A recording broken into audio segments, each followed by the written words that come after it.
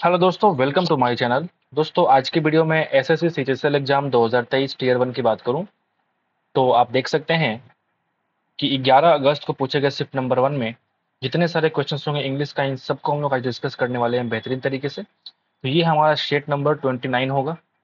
Total shift आपका 40 हुआ था, तो हम लोग 40-40 खत्म करने वाले हैं बहुत जल्द, आने वाले 10-11 दिनों में।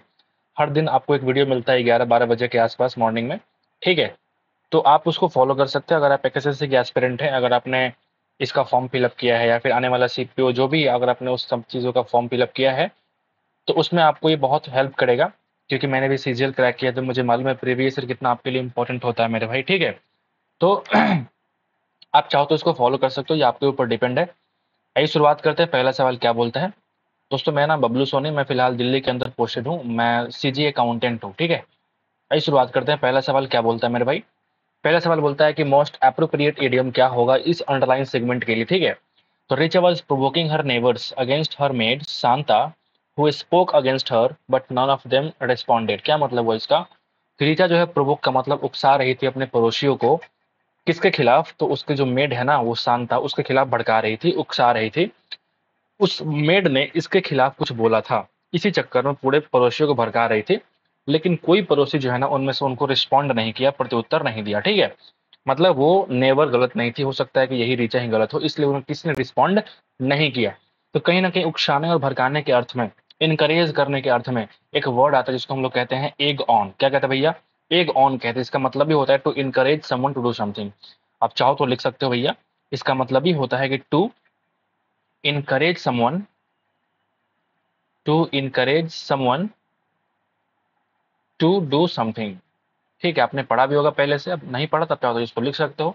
किसी को प्रेरित करना, उकसाना कुछ काम करने के लिए। ठीक है, इनकरेज करना। स्मेल और रैट का मतलब होता है कुछ गलत का आभास होना, ये बात आपको पहले से मालूम होता है, इसलिए हम इसको लिखेंगे नहीं। कैरी द कन्विक्शन, एक वर्ड होता है कैरी कन्विक्शन, इसका मतलब ये होता है कि दृढ़ विश्वास होना। अपने ऊपर अगर दृढ़ विश्वास है तो उसको हम लोग कहते हैं कैरी कन्विक्शन। ठीक है, carry the conviction. Rise like a phoenix, क्या मतलब होगा कि जैसे नहीं बोलते हैं कि तुम्हारा सब कुछ खत्म हो गया लेकिन वापस आप एक मतलब सक्सेसफुल बन के दिखाते हैं। To become successful again after seeming to have failed completely, ऐसा लगता है कि हम पूरी तरह फेल हो चुके हैं लेकिन वापस हम क्या करते हैं, अपने आप को सक्सेसफुल बन के दिखाते हैं, उसी को हम लोग कहते हैं राइज लाइक अ फोनिक्स। आप चाहो तो इसको लिख सकते हो, टू बिकम सक्सेसफुल। ठीक है, to become successful again after seeming to have seeming to have failed completely. ठीक है मेरे भाई, आप चाहो तो इसको लिख सकते हो। तो पहला सवाल बहुत बढ़िया रहा आपके लिए। नंबर 2 पे चलते हैं। नंबर 2 क्या बोलता है मेरे भाई, आइए हम लोग उसको सॉल्व करते हैं। दूसरा एक वर्ड है भैया कॉर्पुलेंट, एक वर्ड है कॉर्पुलेंट, वर्ड ही होता है इसका मतलब मोटा या थुलथुल शरीर को हम लोग कहते हैं कॉर्पुलेंट। तो आपसे कह रहा है कि इस वर्ड का सिनोनिम क्या होगा, तो उसके लिए आप कह सकते हैं रोटंड। रोटंड का मतलब होता है भैया गोल को हम लोग कहते हैं रोटुंड, और उसी को हम लोग कहते हैं क्या, कॉर्पुलेंट, यानी कि मोटा या थुलथुल शरीर को हम लोग कह सकते हैं क्या है वो, रोटुंड है। ठीक है, लैंकी का मतलब होता है दुबला पतला इंसान को हम लोग कहते हैं लैंकी। दुबला पतला इंसान को हम क्या बोलते हैं, लैंकी। और जिसने अपने शरीर को खराब कर लिया उसको हम लोग कहेंगे डिफॉर्म, यानी कि विकृत। क्या बोलेंगे, विकृत। और एक वर्ड यहाँ पे है प्लस। प्लस का मतलब होता है बहुत बढ़िया या फिर आलीशान, इसको हम लोग इस्तेमाल करते हैं प्लस के रूप में। ठीक है, तो ये वर्ड आपको समझ में आ गया होगा मेरे भाई। तो उम्मीद करते हैं समझ में सब कुछ आपको आ रहा है। नंबर 3 पे चलते हैं। यहाँ पे एक आपका आ चुका है पैराजम्बल, और ये पैराजम्बल क्या कह रहा है भैया, ये हम लोग देखेंगे बढ़िया से। हम लोग पहले ऑप्शन को चेकआउट करते हैं कि 3 ऑप्शन में शुरुआत हमारा ए सेंटेंस से हो रहा है और एक ऑप्शन में डी से है। तो कहीं ना कहीं चांसेस है 90% की मेरे भाई शुरुआत हमारा ए ऑप्शन से ही होगा। तो मेरे पास बी और सी पढ़ना ही नहीं है स्टार्टिंग में, या तो हम ए पढ़ेंगे या तो हम डी पढ़ेंगे। ठीक है, अब मुझे एक बात बताओ, human relationships are a matter of great concern for every one of us. यहाँ पे कह रहा है कि जो इंसानी का संबंध है, जो हम लोग संबंध को निभाते हैं, वो एक बहुत बड़ा कंसर्न है। ठीक है, चिंता का विषय है हमें हर एक इंसान के लिए जो हमारा संबंधी होती है। ठीक है, तो यहाँ पे कह रहा है कि nevertheless social scientist have attached many other elements that actually help us for a good social life. और तुम खुद ही देखोगे ना, जैसे तुम ए पढ़ोगे और बी पढ़ोगे तो आपको पता लग गया होगा कि ए और बी संबंध में नहीं है, कुछ और चीजें के बारे में यहाँ रिप्लाई किया जा रहा है बी के बारे में। ठीक है, as it helps us all to have a coordinated, balanced and approachable life. क्या मतलब हुआ कि जो ह्यूमन रिलेशनशिप है वो एक मैटर ऑफ ग्रेट कंसर्न है फॉर एवरी वन ऑफ अस। जैसा कि जैसा कि ये मदद करता है हमें सबको टू हैव ए कोऑर्डिनेट, मतलब सहयोगी होने के लिए, बैलेंस होने के लिए और अप्रोचेबल लाइफ जीने के लिए ये हमें हेल्प करता है। तो कहीं ना कहीं ये संबंध के बारे में कह रहा है जो मुझे हेल्प करता है। तो मुझे ये बात मालूम चल गया कि भैया कि ए के बाद जो है ना वो सी तुम्हारा संबंध में है। ठीक है, और जरा पी पढ़ के हम देख लेते हैं, सॉरी डी पढ़ के हम देख लेते हैं। The present generation fails to take cognizance of all such elements and fall prey to a lonely life risking happiness. क्या मतलब हो इसका? ठीक है, कि यहाँ पे तुम कह रहे हो कि जो बैलेंस्ड लाइफ है, अप्रोचेबल लाइफ है, इन सब चीजों को फेल किया हमारा आज का जनरेशन जो है वो फेल किया इस चीज को प्राप्त करने में। ठीक है, और यही कारण है कि वो लोनली लाइफ को रिस्क कर रहा है अपने जीवन के हैप्पीनेस में। समझ रहे बात? तो कहीं ना कहीं ये जो डी ऑप्शन है वो तुम्हारा सी के बाद आने का ऑप्शन है। सी के बाद आने का ऑप्शन है, सी के पहले इसका इंपॉर्टेंस बिल्कुल भी नहीं है। मतलब मुझे मालूम चल गया कि ए के बाद तुम्हारा सी क्या है, संबंध में है। और शुरुआत हम डी से नहीं कर सकते क्योंकि डी के पहले हमने अभी जस्ट बोला कि सी हमारा सेंटेंस डी के पहले होगा। तो हम कह सकते हैं शुरुआत हमारा डी से नहीं होगा और ए के बाद हमारा सी कन्फर्म है। तो ए के बाद यहाँ बी है, ए के बाद यहाँ पे डी है, ए के बाद यहाँ पे सी है। तो ऑप्शन क्या करेंगे, हम टिक लगाएंगे, वहां से मार के निकल जाएंगे। तो इस तरीके से ऑप्शन को एलिमिनेट करके आप इस पैराजम्बल को आसानी से सॉल्व कर सकते हैं। 90% केस में एलिमिनेशन काम करता है। हमने तो ऐसा ही किया हमेशा एग्जाम हॉल में। आप चाहो तो फॉलो कर सकते हो मेरे भाई। ठीक है, अब यहाँ देखो मैं क्या कह रहा हूँ कि अगर तुमको अभी भी कंफ्यूजन है इसमें तो क्या करो, एक बार ए सी बी डी पढ़ के चेक करो क्या ये मीनिंगफुल सेंटेंस आपको देता है। आइए जरा पढ़ते हैं। Human relationship are a matter of great concern for every one of us as, जैसा कि ये हेल्प करता है हम सबको a coordinated, balanced and approachable life जीने के लिए। ठीक है, उसके बाद कह रहा है कि नेवरदलेस, ठीक है, social scientists have attached many other elements that actually help us for a good social life। अब यहाँ पे एक लाइफ जीने के बारे में हो रही है, तो इसके अलावा और सारी चीजें हो सकती है, एलिमेंट्स जो सोशल साइंटिस्ट ने बोला भैया कि इसको अटैच कर दिया कि हमारे जीवन जीने के लिए बहुत अधिक महत्वपूर्ण हो सकता है। तो सी के बाद तुम्हारा बी आएगा, बिल्कुल ठीक है। हालांकि द प्रेजेंट जनरेशन जो है ना फेल किया है सारे कॉग्निजेंस को in of such elements to end fall prey to a lonely life risking happiness. एक बहुत ही सटीक आपको मीनिंग देखने को मिल रहा होगा। तो इस तरीके से आप पैराजम्बल को हल करेंगे और बढ़िया से आप सॉल्व कर पाएंगे। आगे बढ़ते हैं। Tourist from all around the world. All around the world का मतलब क्या होता है, चारों तरफ से, हर जगह से, उसी को हम लोग कहते हैं फार एंड वाइड। आपने पढ़ा भी होगा फार एंड वाइड। ठीक है, इसका मतलब भी होता है भैया स्प्रेड ओवर, है ना, spread over a very large area, या फिर सिंपल लिखिए ना, लिख लीजिए वेरी लार्ज एरिया को हम लोग कहते हैं क्या, फार एंड वाइड। बहुत ही आसान। नंबर 5 पे आते हैं। एक्टिव वॉइस में कन्वर्ट करना है। आपसे कह रहा है कि क्या है ये, given sentence in active voice. ये जो ऑप्शन है ना, when will the results of the dance competition be announced. तो यहाँ पे देखो will plus be plus verb का थर्ड फॉर्म है। तो एक्टिव वॉइस में या तो विल होगा या फिर शैल होगा, प्लस वर्ब का फर्स्ट फॉर्म मेरे को चाहिए होगा। बताओ क्या मैंने सही बोला, क्योंकि ये फ्यूचर इंडेफिनिट सेंटेंस है। यहाँ पे देखो विल, फिर यहाँ पे आर, पॉसिबल है क्या? नहीं। विल है, वर्ब का फर्स्ट फॉर्म है, बिल्कुल हो सकता है। विल है, वर्ब का थर्ड फॉर्म है, काट के हटाओ। विल है, फर्स्ट फॉर्म है, लेकिन तुम खुद ही बताओ कि ये तुम्हारा क्या हो रहा है, इंटरोगेटिव। हमको चाहिए कौन सा, WH वर्ड। तो ऑप्शन नंबर 2 क्या होगा, रिक्वायरमेंट होगा। इस तरह से हम आगे बढ़ जाएंगे। 5-10 सेकंड मैक्सिमम होते हैं वॉइस के सवालों को सॉल्व करने के लिए। परफेक्ट एग्जाम्पल का आपसे कह रहा है कि इसका अप्रोप्रिएट ऑप्शन क्या होगा। इसको हम लोग कहते हैं एपिटोम। एपिटोम का मतलब ही होता है किसी बात का आदर्श उदाहरण। आप चाहो तो इसको लिख लो, किसी भी बात का, किसी चीज का आदर्श उदाहरण देना, दैट इज कॉल्ड एपिटम। ठीक है, परफेक्ट एग्जाम्पल को सिनोनिम के रूप में हम लोग इस्तेमाल कर सकते हैं एपिटोम को। एपी सेंटर बोलते हैं जिन, जहाँ पे नहीं बोलते हैं कि जहाँ पे क्या बोलते हैं उसको, point of focus of earthquake, जहाँ पे, जहाँ से अर्थक्वेक का मतलब फोकस पॉइंट है, उसको हम लोग कह सकते हैं एपी सेंटर, भू केंद्र कह सकते हैं। क्रक्स, क्रक्स का मतलब होता है निचोर।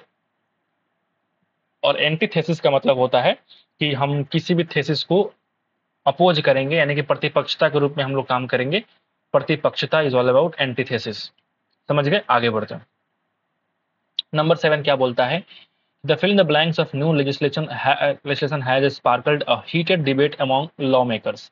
तो यहाँ पे जो नया कानून लगा है उसका अफेक्टेशन, अफेक्टेशन का मतलब होता है बनावटी व्यवहार। अफेक्शन अलग चीज है और ये अफेक्टेशन अलग चीज है। बनावटी व्यवहार को हम लोग कहते हैं क्या, अफेक्टेशन। इफेक्शन मतलब हमारा लगाव किसी से, लेकिन यहाँ पे तुम इफेक्ट की बात कर रहे हो। The effect of the new legislation, जो नया उसका प्रभाव क्या है, वो स्पार्कल हो गया है। Heated debate among law maker, जो कानून बनाने वाले लोग हैं उनके बीच में डिबेट छिड़ गया है। तो यहाँ पे अफेक्ट एक वर्ब है और ये एक नाउन है, तुमको यहाँ पे नाउन की आवश्यकता पड़ेगी। The effect of new legislation जो है वो लॉ मेकर्स के बीच में क्या कर दिया है, डिबेट को छेड़ दिया है। 8 पे आते हैं, इनकरेक्टली स्पेल्ड वर्ड क्या होगा। यहाँ पे जो स्पेलिंग है पर्सनल का वो गलत लिखा हुआ है। देखो पर्सनल कैसे लिखते हैं, पर्सनल डबल NEL, इसको बोलते हैं सरकारी कर्मचारी वगैरह को हम लोग यूज करते हैं, पर्सनल कैसे हम लोग करते हैं, ठीक है। एप्रिशिएट प्रशंसा करना, पैसेंजर मालूम है, कंप्लेंट का मतलब होता है शिकायत, बहुत ही आसान, बहुत ही बढ़िया। नॉट अलाउड को for going outside, oh my god, not allowed to go, not allowed to go, to plus going तो होता नहीं है, बाई गोइंग तो होता नहीं है, not allowing to go, what is the meaning of this. To plus verb का first form होता है, इस बंदे ने ऑप्शन नंबर 2 चूज किया, पता नहीं क्यों चूज किया, मुझे नहीं पता। Impress them to continue pursuing their, यहाँ पे कह रहा है कि मोस्ट अप्रोप्रिएट ऑप्शन क्या होगा, her determination impressed all of the other colleagues and inspire them. अब यहाँ पे तुम कह रहे हो भैया कि पास्ट टेंस अगर है तो यहाँ इंस्पायर्स क्यों होगा, यहाँ पे तो इंस्पायर्ड होना चाहिए। बताइए क्या मैंने सही बोला कि नहीं बोला। अगर तुमने एक तरफ पास्ट टेंस का इस्तेमाल किया है तो अगली तरफ तुम प्रेजेंट टेंस में कैसे जा सकते हो। उसका डिटर्मिनेशन जो है इम्प्रेस कर दिया सारे कलीग्स को और उनको इंस्पायर किया to continue pursuing their dreams, अपने ड्रीम को फॉलो करने के लिए, परसू करने के लिए। तो यहाँ पे पास्ट फॉर्म का होना बहुत ही ज्यादा जरूरी है। डू यू ओबे योर एल्डर्स, यहाँ पे do did sorry do plus does plus verb का फर्स्ट फॉर्म है, तो यहाँ कहीं ना कहीं आपको दिख रहा है कि सिंपल प्रेजेंट टेंस है। तो क्या बोल सकते भैया, is, am, are plus verb का थर्ड फॉर्म। ये सिंपल टेंस जो सिंपल प्रेजेंट टेंस होता है उसका हम कह सकते हैं कि ये पैसिव वॉइस का स्ट्रक्चर हो सकता है। तो यहाँ पे इज, एम, आर तो है, वर्ब का थर्ड फॉर्म भी है, बिल्कुल ठीक है चलेगा। इज, एम, आर तो है, लेकिन वर्ब का फोर्थ फॉर्म है, काट के हटाओ। हैव हमको चाहिए ही नहीं, डू हमको चाहिए ही नहीं, काट के हटाओ। आगे बढ़ते हैं, नंबर 12 पे आते हैं। एंटोनिम चाहिए, एक वर्ड है रिजोल्यूट का मतलब होता है बहुत ही दृढ़ होना, बहुत ही निश्चय, मन नहीं बोलता है कि मैं अपने बातों पे पक्का हूँ, दैट इज कॉल्ड रिजोल्यूट। यहाँ पे एक वर्ड रिलक्टेंट, रिलक्टेंट का मतलब होता है अनिच्छुक होना, मैं किसी चीज के लिए इच्छुक नहीं हूँ, दैट इज कॉल्ड अनिच्छुक होना, रिलक्टेंट होना। लेकिन यहाँ पे एक वर्ड इनडिसिसिव का मतलब होता है कि मैं जो है दुविधा में पड़ गया हूँ, निर्णय नहीं ले पा रहा हूँ कि भैया जो भी है। तो हम लोग बोल सकते हैं एक तरफ तुम दृढ़ हो कि मैं यही काम करूंगा, और एक तरफ तुम क्या कह रहे हो कि मैं भैया दुविधा में हूँ, दुविधा में पड़ गया हूँ, तो इसका उल्टा क्या हो जाएगा भैया, इनडिसिसिव, ठीक है। और निर्णायक, डिसिप्लिन्ड, जो अनुशासन को फॉलो करता है। गुलिबल का मतलब होता है भोला भाला को हम लोग क्या कहते हैं, गुलिबल, भोला भाला इज ऑल अबाउट गुलिबल। आगे बढ़ते हैं। इस सेंटेंस का पार्ट है भैया वी मस्ट नॉट कंप्लेन, शुरुआत ही कह सकते हैं कि यहाँ पे ऑब्जेक्ट कह रहा हूँ, सब्जेक्ट हमारा वी ही हो सकता है। We must not complain thorns bear flowers, नहीं, we must not complain that, हमें ये सब कंप्लेन नहीं करना चाहिए, that roses have thorns, but rather be grateful that thorns bear flowers. समझ गए बात। तो एक मीनिंगफुल सेंटेंस कौन सा होता है, ऑप्शन नंबर ए आपको निकाल के दे रहा है, बहुत ही आसान होते हैं। एरर कहाँ पे है, दैट कंटेन्स एन एरर को चूज करना। I need to buy an new iPhone, क्यों होगा ए न्यू आईफोन ना, तो यहाँ पे पहला ही दिख गया मुझे कि गड़बड़ है, तो मार के निकल जाओ, बाकी सब सही होगा। यहाँ पे आपसे कह रहा है भैया कि अगर ये यूज किया गया इसका मतलब होता है कि नो आर्टिकल, मुझे कुछ भी इस्तेमाल नहीं करना है, ठीक है। Fill in the blanks, Arihant decided to join the fill in the blanks NCC, तो एनसीसी कुछ डिपार्टमेंट है, नेशनल कैडेट कोर ऐसा कुछ हो सकता है, ठीक है। तो यहाँ पर डिपार्टमेंट है, निश्चित है, तो कहीं ना कहीं इसके पहले जो आर्टिकल है वो लगेगा कौन सा, द, ठीक है। तो ये चीजें कब बातें हो रही थी कि 1 साल पहले की कहानी है, अरिहंत ने डिसाइड किया कि भैया मुझे ज्वाइन करना है क्या, एनसीसी को, तो ऑप्शन नंबर 4 इसका हो जाएगा, रिक्वायरमेंट हो जाएगा। बहुत ही आसान था ये वाला। नंबर 16 पे आते हैं। एंटोनिम एक वर्ड है कैप्टिवेट करना, कैप्टिवेटेड का मतलब होता है सम्मोहित करना, किसी को मोह लेना, इसका उल्टा क्या हो जाएगा भैया, इंथ्राइल्ड का मतलब होता है रोमांचित करना, आप चाहो तो लिख लो, रोमांचित कर देना, इंथ्राइल्ड, ठीक है। और ये होता है सम्मोहित करना, ये होता है भैया सम्मोहित करना, ठीक है। डिसइल्यूजन, इल्यूजन का मतलब होता है भ्रम में डाल देना, मतलब सम्मोहित करते करते हम तुमको भ्रम में डाल देंगे, ऐसा कुछ हो सकता है। लेकिन यहाँ पे डिसइल्यूजन मतलब होता है उल्टा, डिसइल्यूजन का मतलब होता है उल्टा, कि मैंने तुमको मायूस कर दिया। डिसइल्यूजन इज ऑल अबाउट क्या होता है, मायूस करना, तो ये इसका उल्टा यहाँ पे इस ऑप्शन में हो सकता है। हॉरिफाइड का मतलब होता है भैया भयानक, रेसिस्ट का मतलब होता है रोक लेना, प्रतिरोध करना, कहीं ना कहीं यहाँ पे एक नेगेटिव वर्ड को दिखा रहा है। आगे बढ़ते हैं, एंटोनिम क्या होगा, एक वर्ड है पर पंक्चुअल। पंक्चुअल का मतलब सब कुछ सही टाइम पे करना, तो उसका उल्टा क्या हो जाएगा भैया, लेट। डिपेंडेबल, प्रिसाइज का मतलब होता है संक्षिप्त, आप चाहो तो इसको लिख लो। और कंफ्यूज नहीं होना, एक होता है प्रिसाइज, एक होता है कंसाइज। कंसाइज का मतलब होता है भैया, हमने उल्टा लिख दिया भैया, हमने उल्टा लिख दिया, हमने उल्टा लिख दिया। प्रिसाइज का मतलब होता है सटीक, और कंसाइज का मतलब होता है संक्षिप्त। समझ गए? यही कन्फ्यूजन हमको भी होता है, इसलिए मैं हमेशा जब भी ये वर्ड आता है मैं लिख देता हूँ कंसाइज और प्रिसाइज दोनों अलग अलग चीज होते हैं। आगे बढ़ते हैं और नंबर 18 पे आते हैं। यहाँ पे एक वर्ड है करिश्मेट। अच्छा, स्पेलिंग एरर है क्या? हाँ बिल्कुल। करिश्मेटिक हम लोग ऐसे लिखते हैं ना, करिश्मेटिक, ठीक है। कैरिस्मेटिक यहाँ पे आई लगना चाहिए, जिसका मतलब होता है आकर्षक होना। एडमायरेबल यहाँ पे हम लोग ऐसे लिखेंगे, एडमायरेबल, ठीक है, जिसको हम लोग कहते हैं प्रशंसनीय। बहुत ही आसान, बहुत ही बढ़िया। स्पोकन और डन विदाउट प्रिपरेशन, उसको हम लोग कहते हैं एक्सटेम्पर। इसी को हम लोग कहते हैं इम्प्रॉम्प्टू। बिना तैयारी के भाषण को हम लोग क्या कहते हैं, एक्सटेम्पर या इम्प्रॉम्प्टू। इलोक्यूशन का मतलब होता है द वे ऑफ स्पीकिंग, ठीक है, जब बढ़िया बोलते हैं ना अच्छा वक्ता को हम लोग कहते हैं इलोक्यूशन, ठीक है। मतलब गिफ्ट ऑफ द गैप को हम लोग कह सकते हैं कि इलोक्यूशन, गिफ्ट ऑफ द गैप। वक्पटुता नहीं बोलते हैं हम लोग, अच्छा तो लिख सकते हो। डिबेट का मतलब बातचीत करना, डिबेट करना। डिक्लेमेशन is all about declaration, डिक्लेमेशन is all about declaration, मतलब घोषणा को भी हम लोग क्या कहते हैं, डिक्लेमेशन ही कहते हैं। एंटोनिम में क्या चाहिए, हमारे पास एक वर्ड है इम्पावर करना। इम्पावर करना का मतलब होता है भैया, इम्पावर करना का मतलब होता है क्या, बताइए? कि हम किसी को अधिकार दे रहे हैं, इम्पावर्ड कर दिया हमने, ठीक है, अधिकार दे दिया हमने, तो इसका उल्टा क्या हो जाएगा? लिबरेट का मतलब आजाद होना, आजादी देना। लिबरेटेड मतलब आजादी देना, लिबरेटेड। तो कहीं ना कहीं अगर आपने किसी को अधिकार दिया तो वो आजाद हो चुका, तो यहाँ पे एक सिनोनिम है ना कि एंटोनिम है। इंस्लेव्ड आपने पढ़ा होगा, गुलाम की तरह रखना, गुलामी बनाना, गुलाम बनाया हुआ, गुलामी, गुलाम बनाना आप कह सकते हैं इंस्लेव्ड। तो एक तरफ आप किसी को अधिकार दे रहे हैं भैया कि तुम आजाद हो जाओ, और एक तरफ तुम किसी को गुलाम बना रहे हो, तो क्या हो जाएगा इसका एंटोनिम, इंस्लेव्ड। माइंड्स अलग चीज है, मॉडर्न का मतलब होता है मॉडर्न, आज के जमाने का, अपडेटेड, ठीक है।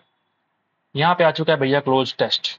आइए शुरुआत करते हैं। पहला सवाल क्या बोलता है मेरे भाई, आपके सामने है कि communication is very very important for us. जो कम्युनिकेशन आज के ज़माने में बहुत इंपॉर्टेंट है हमारे लिए, humans in our daily lifes. It means talking to others, filling the blanks, our thoughts and feelings and listening to what others have to say. Communication आखिर है क्या? कम्युनिकेशन क्या है, हमारे लिए बहुत इंपॉर्टेंट है ह्यूमंस के लिए हर रोज की जिंदगी में। इसका मतलब क्या होता है कि हम किसी इंसान से बात करते हैं, अपने थॉट्स को, अपनी फीलिंग्स को शेयर कर रहे हैं, और उसके थॉट्स और फीलिंग्स को हम लोग लिसन कर रहे हैं। That is called communication. तो कहीं ना कहीं मॉडिफाई नहीं, कहीं ना कहीं क्लासीफाई नहीं, कहीं ना कहीं कन्वर्ज नहीं, बल्कि हमको शेयर करने की बात हो रही है। जो मैं अपने थॉट्स या फिर अपने फीलिंग्स को शेयर करूंगा किसी अदर इंसान से, और उसके फीलिंग्स को मैं सुनूंगा, दैट इज कॉल्ड कम्युनिकेशन। बहुत ही आसान पहला ऑप्शन था मेरे सामने। नंबर 2 पे आते हैं, क्या बोलता है, ठीक है। यहाँ कह रहे हैं कि when we communicate well, we can understand each other better and work together more effectively। क्या मतलब हुआ, अगर हम किसी की बातों को सुनते हैं और वो हमारी बातों को सुनता है, इस तरह से हम लोग करते हैं एक दूसरे से, तो हम लोग काम कर पाएंगे बहुत ही इफेक्टिव तरीके से, प्रभावशाली तरीके से। सफिशिएंटली मतलब तो पर्याप्त पूर्ण, पर्याप्त नहीं, हम इफेक्टिव तरीके से काम कर पाएंगे। वो हमारी बातों को सुने, मैं तुम्हारी बातों को सुनूंगा, तो एक इफेक्टिव चीजें प्रदान करेगा, एक आउटकम बहुत ही बढ़िया होगा। इकोनॉमिकली का मतलब होता है आर्थिक रूप से, बिल्कुल यहाँ पे गलत हो जाएगा। वाइब्रेंटली तो एक अलग वर्ड है, बहुत ही तीव्रता से, ऐसा कुछ भी यहाँ पे यूज करने के लायक यहाँ पे बिल्कुल भी नहीं है। बहुत ही आसान, ठीक। Communication is specially important at work, where we need to work as a team and achieve common goal. Communication वहाँ सबसे अधिक इंपॉर्टेंट होता है जहाँ पे हम लोग काम करते हैं, बिकॉज वर्क करने के लिए हमको एक टीम की आवश्यकता पड़ेगी, और टीम अगर काम करे कम्युनिकेशन के साथ, तो एक कॉमन गोल को प्राप्त करने में बहुत ही बढ़िया आसानी मिलती है, ठीक है। तो good communication helps us to avoid misunderstandings and mistakes. Distraction तो होता है भटकाव, डिस्ट्रैक्शन का मतलब हम लोग कहते हैं भैया भटकाव, ठीक है। जस्टिफिकेशन का मतलब सत्यापित करना, ये अलग चीज, सत्यापित करना, वेरीफाई करना, सत्यापित है ना, करना, जस्टिफिकेशन। क्विज का मतलब होता है पजल, उलझन में होना, ऐसा कुछ यहाँ पे वर्ड यूज कर सकते हैं। लेकिन यहाँ पे जो वर्ड है मिस्टेक्स, देखो जरा कि जो अच्छा कम्युनिकेशन है वो हेल्प करता है क्या, ताकि हम अवॉइड कर पाए मिसअंडरस्टैंडिंग, जो हमारी गलतफहमी है वो दूर हो जाएगा, या फिर जो मिस्टेक गलतियां वो खत्म हो जाएंगी, and makes us more productive, और हमें अधिक आउटकम प्रदान करने के लिए यूज किया जाना चाहिए होगा, ठीक है। आते हैं 4 में क्या लिखा हुआ है, communication is also important for society as a whole. It helps us to share information, ideas and knowledge and to understand different cultures and क्या मतलब हुआ, सुनो ध्यान से. यहाँ बात ये कह रहा है कम्युनिकेशन जो है इम्पोर्टेंट है इसलिए भी सोसाइटी में, क्योंकि एक पूरे समाज के लिए इम्पोर्टेंट है, क्योंकि ये हेल्प करता है शेयर करने में इंफॉर्मेशन को, आइडियाज़ को, नॉलेज को हर एक समाज में, और हमें समझने में हेल्प करता है डिफरेंट कल्चर एंड पर्सपेक्टिव. यहाँ देखो एक वर्ड जो है फियर. फियर का मतलब है डर. एजम्पशन का मतलब क्या होता है कि हमने किसी चीज को मान लिया, उसी को हम कहते हैं एजम्पशन. मान्यताएं को हम लोग कह सकते हैं कि वो हमारा एजम्पशन है. पर्सपेक्टिव का मतलब होता है जैसे दृष्टिकोण, नहीं बोलते हैं दृष्टिकोण, दृष्टिकोण perspective. The positive point of perspective नहीं बोलते हैं, इस दृष्टिकोण से, उस दृष्टिकोण से. बाइसेस का मतलब होता है पक्षपाती होना, किसी के लिए पक्षपाती होना. तो तुम मुझे बताओ कि यहाँ पे हम कल्चर और पर्सपेक्टिव दृष्टिकोण को समझेंगे. जो हमारे समाज के अंदर अगर हम कम्युनिकेशन को देख रहे हैं तो कहीं ना कहीं हम उसके पर्सपेक्टिव को समझेंगे, अपनी बातों को रखेंगे. तो बिल्कुल यहाँ पर्सपेक्टिव वर्ड का यूज करने वाले हैं. आखिरी वर्ड यहाँ पे यूज करना है मेरे भाई, overall. Communication is very important skill and we all need to learn and practise. It can help us in many different ways and make our life more fulfilling and successful. उसके पहले मुझे बताओ यहाँ पे 5 में क्या भरना पड़ेगा, मैंने वो लाइन छोड़ दिया ना. Communication can also help us to make positive change in our communities and propagate का मतलब होता है प्रचार करना. प्रोपेगेट का मतलब होता है भैया प्रचार प्रसार करना.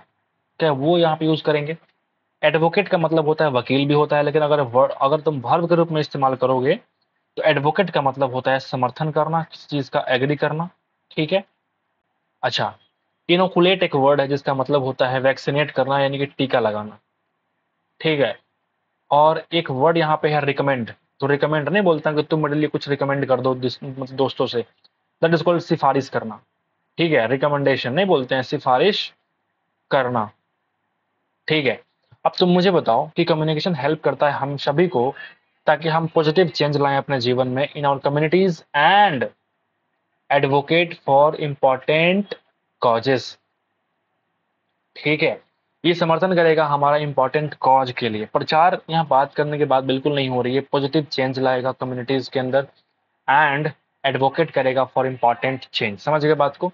तो ऑप्शन नंबर क्या हो जाएगा भैया, टीका लगाने की बात तो हो नहीं रही है, रिकमेंड सिफारिश तो कुछ हो नहीं रहा है, और प्रचार कुछ कर नहीं रहे, तो ऑप्शन क्या बच गया, ऑप्शन नंबर 2, क्योंकि समर्थन करने की बात यहाँ पे हो रही है.